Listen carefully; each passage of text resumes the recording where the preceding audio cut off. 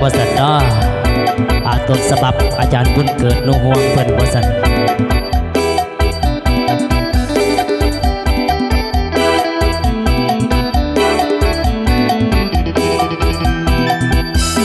สาวบอกแก้วเห็นแล้วบ่อยากจากลาสากงามน้องลา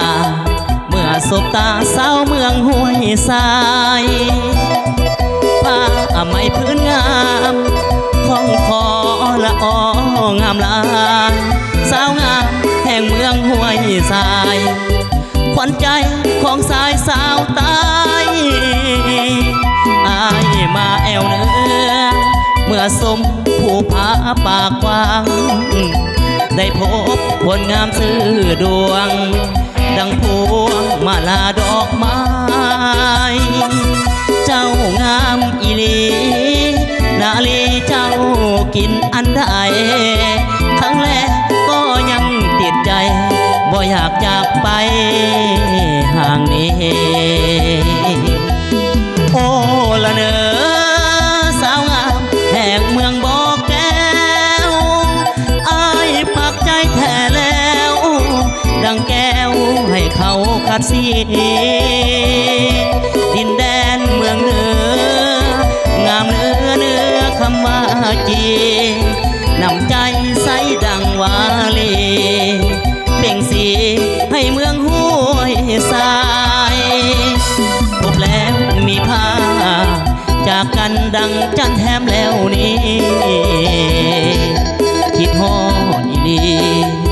ยามจากนี้ไกลเหินห่างเสียใจยามจากลากันเวลาโบราณจะกลับมาเมืองห้วยทรายจะบอกพ่อชายจากแขวงบ่อแก้ว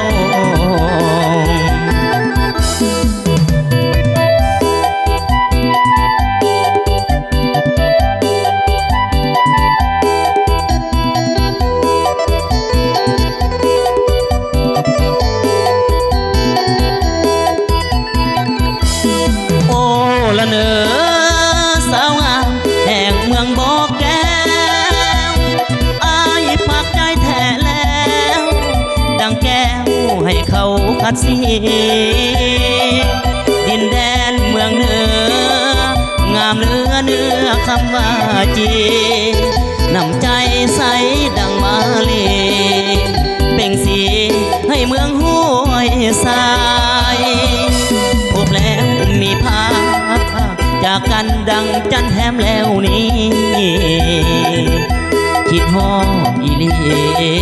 ยามจากนี้ไกลเหินห่าง